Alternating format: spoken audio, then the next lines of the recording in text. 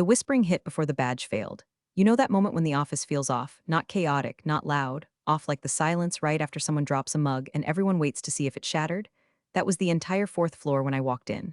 I passed Tim from procurement and he couldn't meet my eyes. Marcy, the queen of passive-aggressive birthday cards, actually winced.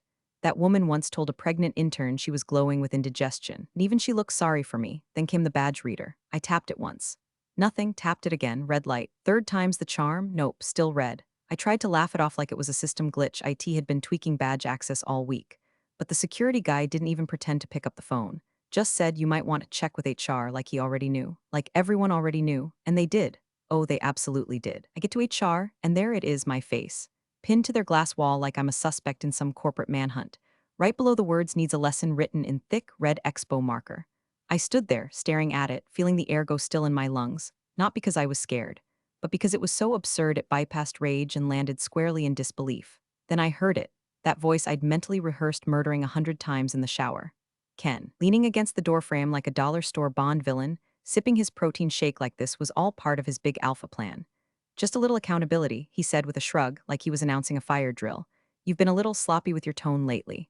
Tone, that's what this was about, not the 3 vendor inconsistencies I flagged last week, not the $14,000 budget plug I manually corrected when the system misread an invoice.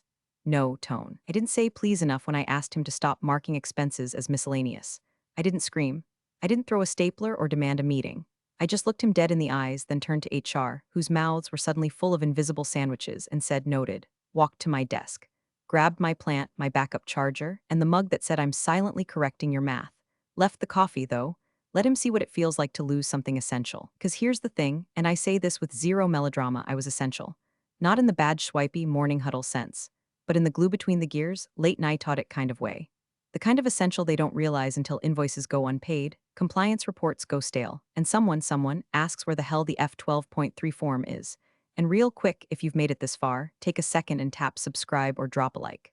Seriously, it means a lot to the team putting these stories together. Plus, 90% of you are just lurking, and you know you want to know what happens next. Anyway, back to the carnage. I stepped into the elevator without looking back. Ken thought he won. Thought I'd go crying to some lawyer or blast a Facebook post titled "The Day I Got Corporate Swatted." But that's not how this works, not with someone like me. I'd already mapped every point of failure in that building, not out of malice, out of necessity. See, when you've spent years being told you're too meticulous, too controlling, too direct, you learn to protect yourself with receipts. I didn't leave empty-handed. I left with something better, triggers. Quiet systems I'd built not to sabotage, but to survive. And now that Ken had ripped out the linchpin, me, those systems were about to start asking questions no one at that company could answer. The first, why the bank just emailed the CFO to say all outgoing payments were on hold, pending dual authorization reinstated by someone named Ashley. But that's tomorrow's fire. For now, I'm sitting in my car, AC on full blast, my plant in the passenger seat like a tiny green witness. I check my phone, no missed calls, good. Let them feel the quiet, let them wonder. I didn't even make it out of the parking lot before the first email went out. Subject line, F12.3 activation notice. Sent to the CFO, Cassandra Green. She's the only one in that building I ever respected, mostly because she didn't pretend to understand the back-end accounting protocols. She just nodded, signed what needed signing, and stayed out of my way. The body of the email was 10 words exactly. Per policy, deactivation triggered the dual auth lock. See doc, F12.3. No emojis, no salutation. Just enough to make her drop her sugar-free vanilla latte and open the compliance binder. Email 2, BCC to legal for kicks, went to Brett, our liaison at Fremont Trust, the firm's primary business bank. Hi Brett, please confirm execution of transfer freeze per standing agreement. Triggered today at 11:08 a.m. via credentials deactivation. Will advise reinstatement authority. I could practically hear him saying oh no in that tight little voice of his. Brett's nice but twitchy, doesn't like surprises. Especially not surprises that freeze 7 figures in payroll and vendor disbursements the same week the audit review starts. Then I called my accountant, canceled my direct deposit like I was just skipping brunch. Are we finally doing it? She asked. Yup, I said. Light the candle. She laughed, actually laughed, and said, I'll route everything to the holding account. Let me know when you want the SCP IRA stuff moved. And Ash, proud of you. That was the moment it really clicked. This wasn't revenge. This wasn't a tantrum. This was years of pressure finding the nearest release valve. I wasn't trying to burn the place down. I just stopped holding up the roof. If the beams cracked after that, not my problem. In the rear view, I watched the office shrink behind me like a dying idea. Beige walls, frosted glass, the illusion of control. They built that company like a tower of Jenga blocks, flashy on the outside, hollow in the middle, and balanced entirely on the hope that no one would sneeze. Well, I didn't sneeze, I just stepped back. Most people don't know what F12.3 even is. Hell, Ken never asked. It's a clause buried in the compliance continuity plan I updated last October when the board decided to digitize the audit trails. States clearly, if a Tier 2 infrastructure officer's credentials are revoked without formal documentation or exit protocol, all external transfers will be locked until dual approval is verified by compliance and legal. Ken didn't read it. Of course he didn't. He was too busy tagging me on LinkedIn posts about disruptive synergy and pushing that idiotic slogan, "We run lean, we run smart, we run first." First to what, Ken? Bankruptcy. Back at the office, that little red expo marker might as well have been a lit fuse. Because here's what happens next. The automatic vendor payment scripts hit a wall. The ACH batch scheduled for 3 p.m. gets rejected, authorization mismatch. The contract database flags missing signatures on 3 renewed agreements I refused to e-sign because Ken wanted to just push it through. Legal gets a ping from the system asking why infrastructure privileges were revoked mid-cycle. And Cassandra? She's going to call Ken into that glass-walled war room and say, "What the hell did you do?" But I won't hear any of that. I'll be walking down aisle 6 at Target with a cart full of candles I'll never light and an $8 bottle of Pinot that tastes like victory and middle fingers. I don't need to be in the building to be in control. All I had to do was leave and make sure every weak point I used to patch stayed unpatched. Let the hemorrhaging begin. Let the replaceable cog show them what happens when she finally steps off the gear. F12.3 wasn't about revenge. It was a warning label they ignored. Now they'll get to read it, line by line, one failed transfer at a time. It started with a bounce. Monday at 2:17 p.m., the auto payment to Stratton Courier Services hit a wall. Error code 4189, authorization mismatch. Nothing flashy, no fireworks, just a silent thud in the accounts payable system like the first domino toppling on a polished conference room table. Jenna, one of the junior analysts, stared at the screen, blinking, then tried to manually override it. System said no. She messaged Tyler, mid-tier finance guy with a beard like a squirrel's nest and a fondness for kombucha brewed in his bathtub. He said, "Weird." Mine stuck too and sent a screenshot of a payment to Recon Logistics marked frozen verification failure. By 3 p.m., a quiet panic had taken hold of the finance bullpen. The group Slack channel lit up with polite chaos. Exclamation mark, anyone else seeing delays on batch 6? Can't push payment to TDM. System wants Ashley's token? Do we have backup routing authority for Intel wires? Tyler tried to call me, bless his heart. I didn't answer, of course. Phone was face down on my kitchen table, next to a bowl of cereal I'd had for lunch like a middle school burnout. I was watching a documentary on shipwrecks and sorting laundry, which felt cosmically appropriate. Back in the office, the questions were stacking faster than the unpaid invoices. And Ken was lounging in his corner office, scrolling through LinkedIn like a man who thought he'd won a prize. When Jenna knocked on his glass, her face pale, he actually rolled his eyes. "She'll be back," he said with a chuckle. "They always come back when the severance runs out. She's replaceable. Run it through again. Run it through again." That was his solution to everything except, of course, reading policy documents or learning how the financial systems were tied to back-end access tokens. He thought accounts payable worked like a microwave. Punch in the code, get your hot pocket. He never saw the wires underneath, never saw the firewall protocols or the way I'd structured the fail-safe triggers after the Jenkins incident last year. But Cassandra did, or at least she sensed them. At 4:03 p.m., she got her first alert from Vermont Trust. Urgent, multiple outbound transfers flagged for dual auth lock clause F12.3. Please confirm override authority. She didn't reply right away. She opened the internal policy drive, searched for F12.3, found it, and sat completely still. Meanwhile, the vendor calls started. First, it was Stratton Courier. "Hey, did our payment go through?" Then a passive-aggressive email from Recon. "We were expecting funds by EOD today. Let us know if there's been a hiccup." By 5 p.m., Tyler was sweating. Jenna looked like she was going to cry. Ken was still pretending to be unbothered, telling Cassandra that I flounced and screwed up some billing macros on her way out. She didn't respond. She was watching the numbers stall. Every minute I wasn't in that office, the wheels slowed another inch. The illusion was crumbling. Ken didn't know it yet, but he was sitting on a ghost ship, pretending the sails still worked while the hull filled with water. I'd spent years being just the quiet one, the one who likes spreadsheets too much, the one they left out of happy hour invites but looped in when things went sideways, the one who'd been passed over for promotions because you're already so good where you are. So I stayed where I was, watched, built. Every mistake they buried, I quietly tracked. Every system they duct taped, I learned to brace. I didn't fix things for recognition. I fixed them because I knew what it would cost if I didn't. And now they were learning the price of cutting the parachute cord before landing. Not with a bang, not with a scream, with a locked transfer screen, with a vendor voicemail saying, "This isn't like you," with a CFO whispering, "What exactly did we break?" into a dead phone line. And me?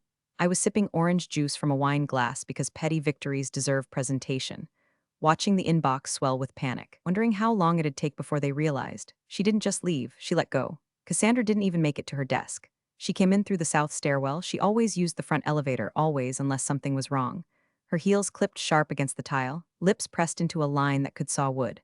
One of the interns offered her a coffee. She didn't blink, just walked straight through the bullpen like she was aiming a missile. Ken was mid-brag to some poor visiting client, something about restructuring inefficiencies and lean pivoting, when she opened the conference room door and said, "Inside." Now, he chuckled at first, gave a little nod to the client, did that dad walk into the room like it was all beneath him, until Cassandra slammed the door behind them hard enough to rattle the glass. "I just got off the phone with Brett from Fremont," she said. "No warm-up, no preamble. Bank has frozen all outgoing payments over $10,000. That includes payroll processing, logistics disbursements, and 3 escrow-linked transfers tied to the compliance audit. Care to explain?" Ken blinked. "I what?" She held up her phone like it was a court summons. Ashley's credentials were deactivated at 11:08 a.m.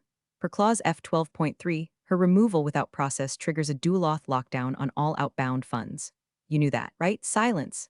Ken opened his mouth, but nothing came out.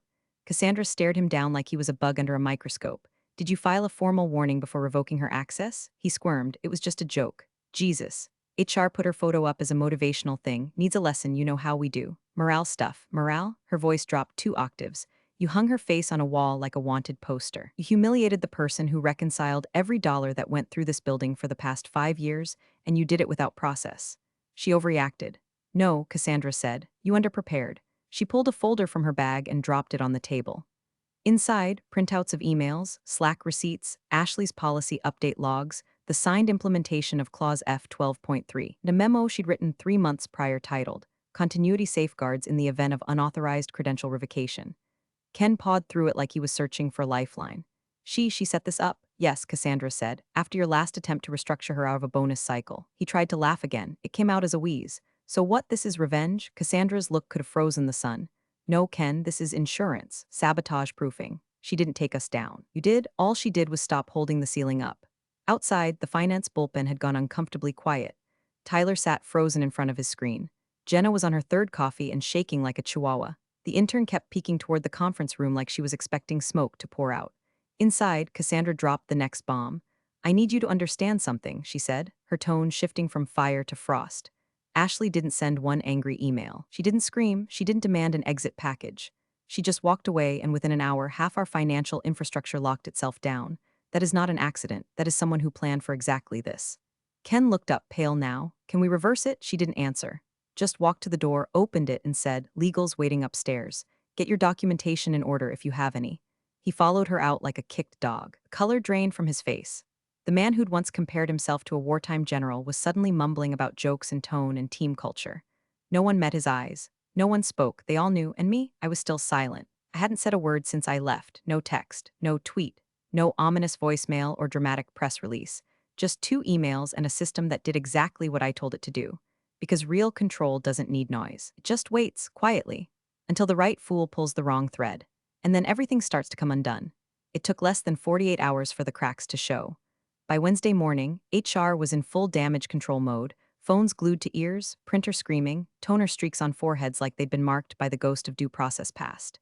Karen, the HR director who once gave me a just smile more mug after a tense budget review, was now begging IT to resurrect a paper trail that never existed.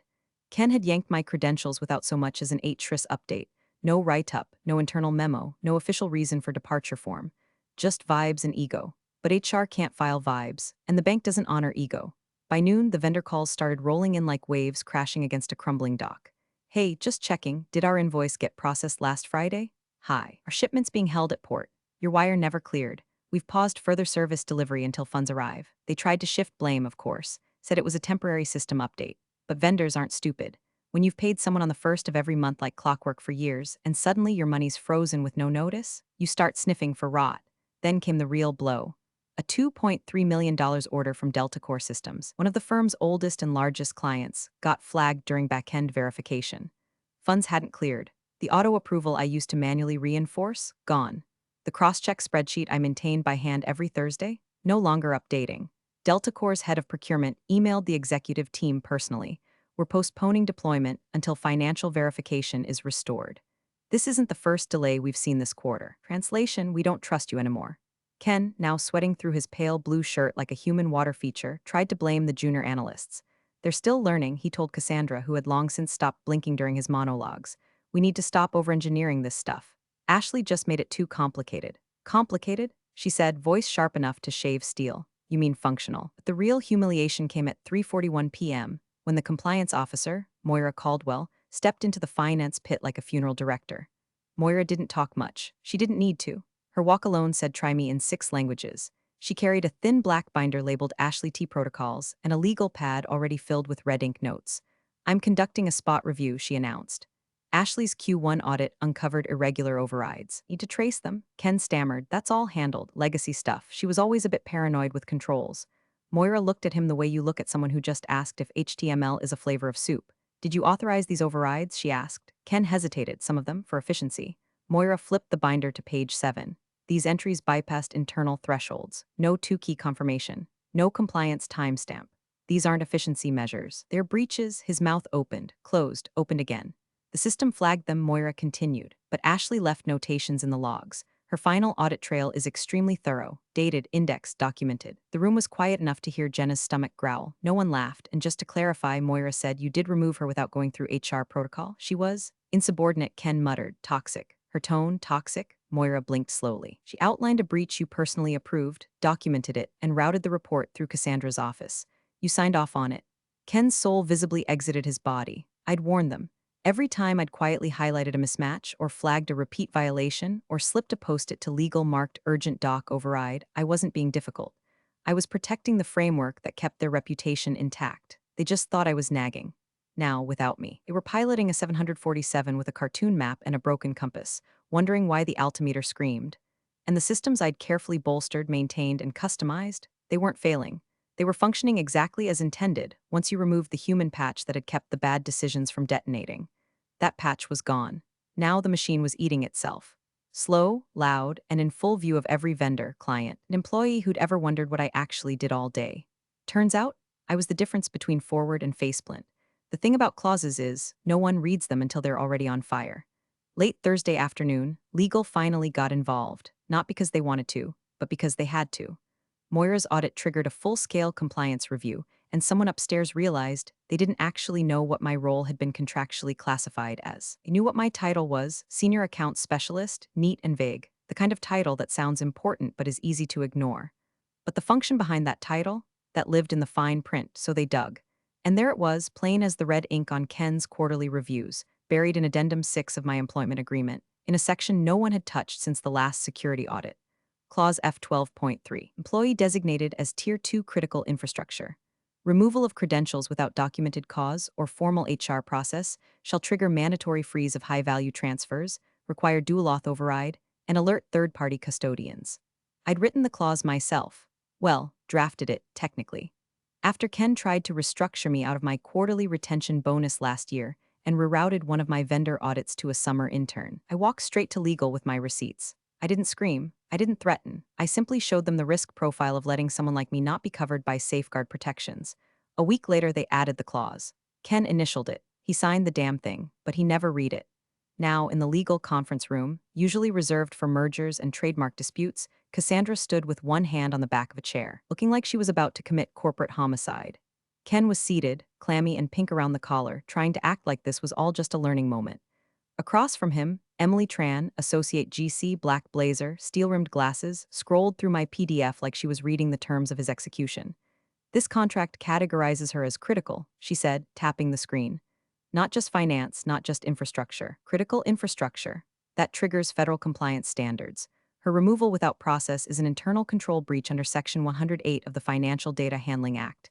Ken blinked, hands flat on the table. What does that mean? Cassandra didn't look away from him when she said it. It means we've committed a breach, and it's documented, and it's traceable.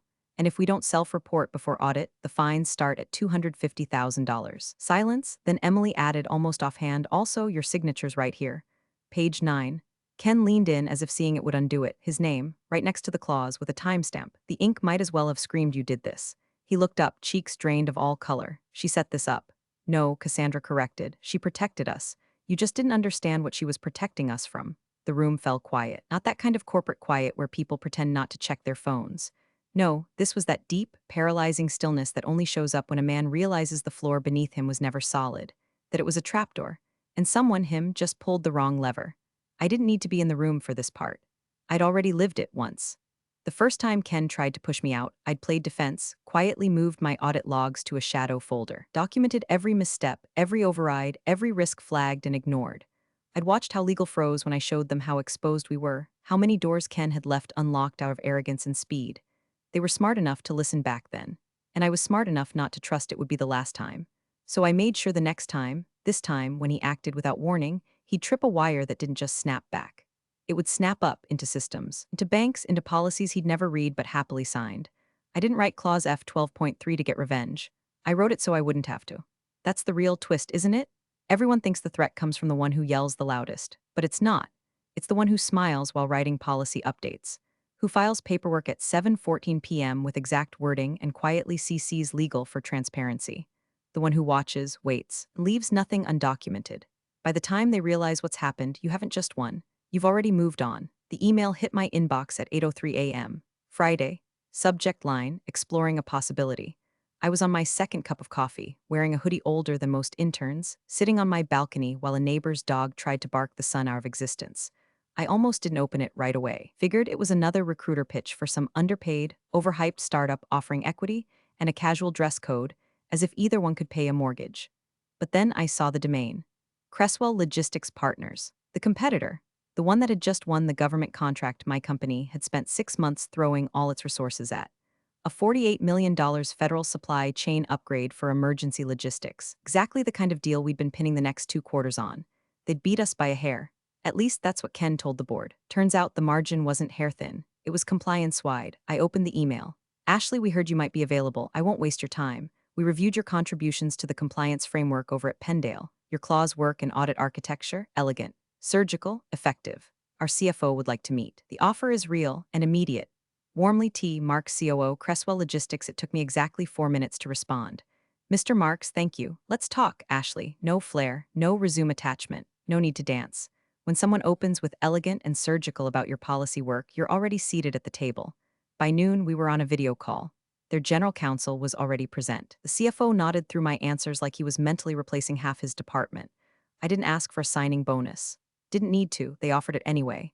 More than I made in 2 years at Pendale, a new title, a private compliance sandbox, team building budget, but the best part? They didn't want me to fix anything. They wanted me to teach them how not to need fixing. That same afternoon, back at Pendale, a very different email was being drafted. Cassandra was in her office with the blinds shut, typing like her fingers were on fire. The subject line of her message to legal, HR, and the executive board read, Restoration Plan Proposal Ashley C. The first sentence, in order to pass audit and avoid regulatory penalties, we will require Ashley's assistance for at least 30 days. This is not optional. Ken had already been gently escorted out of financial decisions. His name no longer appeared on any routing tables, and IT was quietly dismantling his system admin credentials. Jenna told me later that he'd tried to float the idea of me returning to finish out the quarter for continuity's sake, like I was a teenager covering a last-minute babysitting gig. Cassandra didn't even respond to him. She just kept writing, given that Ashley left without breach, and in fact protected the company from significant liability. Her tone must be appropriately deferential. This is a request for assistance, not a rehire. She attached a draft letter. It was dense, polite, full of executive phrases like unfortunate misunderstanding and opportunity to realign. But it screamed one thing loud and clear: please come back and stop the bleeding. I never replied, didn't need to. Because at exactly 5:17 p.m., after signing the Cresswell contract, I shut my laptop and poured a glass of bourbon. Not celebration, not revenge. Closure. They wanted a consultant. Someone who'd walk back in and pretend nothing had happened, apply a bandage, and nod through thin apologies from men who couldn't spell compliance without a cheat sheet. But I don't repair machines that ignored the warnings. I build new ones. And Cresswell, they weren't asking me to fix anything broken. They were handing me a clean blueprint and the pen. It wasn't about pay. It wasn't about titles. It was about walking into a room where nobody's pretending they know more than they do. And no one, pins your photo to a wall and calls it accountability. Final phase set. No fanfare. Just quiet satisfaction and the sound of old doors slamming shut behind me. The emergency board meeting was called for 7 o'clock a.m. sharp, because nothing says this is fine like dragging a group of half-awake executives into a walnut-paneled conference room before the cleaning crew's even done with the vacuuming. Cassandra sat at the head of the table, notepad closed, phone silenced, a single manila folder in front of her like it was a detonator. Her blazer was navy, no jewelry, no makeup. She didn't need armor, she had facts. The rest of the board trickled in slowly, the air thick with expensive cologne and quiet dread. Murmurs about cash flow, timing issues, and vendor reconciliation delays hung in the air like mildew. Ken arrived last. He still hadn't shaved. He tried for casual, leaning against the wall, sipping from a Pendale-branded coffee tumbler like this was just another quarterly check-in. Cassandra didn't look at him once. She opened the folder and spoke without preamble. Our financial system is frozen. All external transfers over $10,000 are currently blocked. 2 federal vendors have flagged us for non-payment. One of them has begun the process of suspending their contract. Dead silence. Clause F12.3 was triggered Monday morning when Ashley's credentials were deactivated without HR documentation. The clause requires dual auth override for high-value disbursements. We've failed to satisfy those overrides. Compliance considers this a breach of internal control.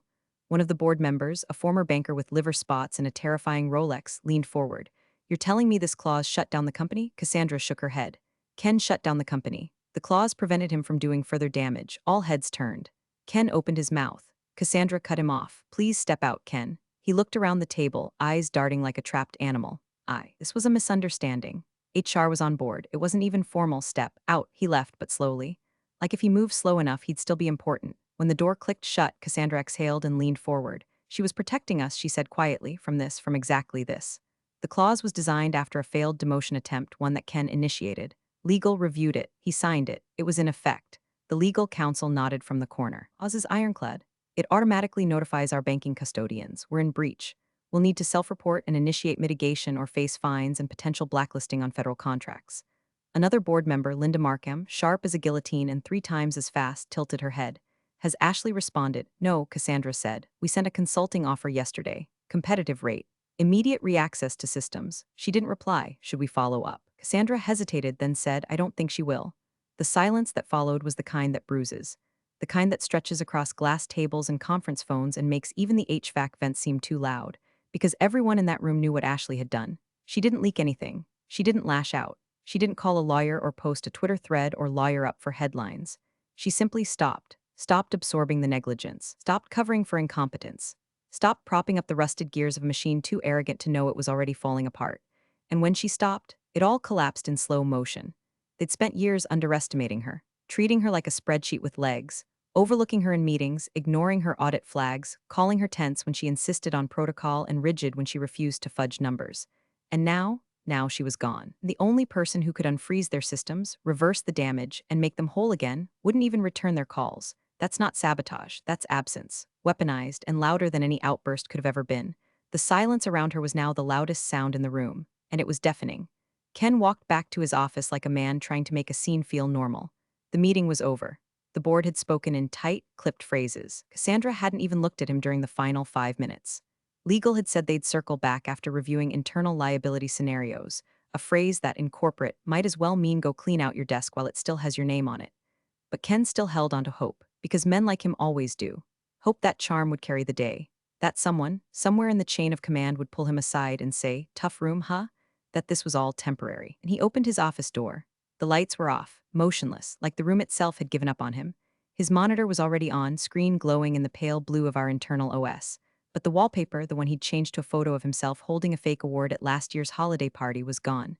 In its place, a simple black and white screen. Critical infrastructure override, revoked. The font was standard. Sans serif, polite, but it screamed. He stepped toward the keyboard and pressed a key. Nothing, moved the mouse, still nothing. The computer didn't freeze, it locked him out, like it knew, like it had been waiting. He turned just in time to see Cassandra standing in the doorway. No folder, no clipboard, just her. Calm. "She didn't sabotage us," she said. "She protected us from you." Ken opened his mouth to argue. She cut him off. "You never understood what she was protecting." "Not really. You thought it was about balance sheets and vendor codes. But she was holding the architecture together. The protocols, the trust, the credibility. You were swinging a hammer through a glass house and wondering why the cold was getting in." She stepped aside. Security waited at the end of the hall. He didn't fight. just walked toward the elevator, a ghost of himself, clutching a coffee tumbler that now looked ridiculous in his hand. Meanwhile, I arrived at Cresswell's HQ 15 minutes early. The lobby smelled like actual espresso, not burned desperation. My badge worked on the first swipe. No red light, just a satisfying ding and a green glow. Welcome. A woman named Evie from operations walked me to my new desk. I had a view of the river. The chair was ergonomic and quiet. No squeaky backrest like the one Ken never approved a replacement for. My monitor was already set up with my preferred settings. Two screens, vertical alignment. A note on the desk, welcome aboard, we've been waiting. By 9 o'clock a.m., I was in a glass conference room with the CFO, the head of compliance, and the COO. They smiled. We read the clause you built, the COO said. Elegant. You didn't just protect a company, you engineered resilience. We want that here. The CFO nodded. Would you be open to teaching our compliance team how you structured it? Build something permanent. Long term, I sipped my coffee. Better beans, smoother cup, my kind of room. I set the mug down and smiled. Sure, I said. Let's call the session How Not to Be the Lesson. And just like that, the ones who thought I was disposable finally learned the truth. I was never just the infrastructure. I was the storm shelter they tore down for better airflow. And when the sky cracked open, I didn't slam the door. I just walked out and let the wind do the rest. Thanks for watching, you cubicle warriors. Hit that subscribe button. Unless you're my old boss, then you're on your own. Revenge of the coffee pot strikes again.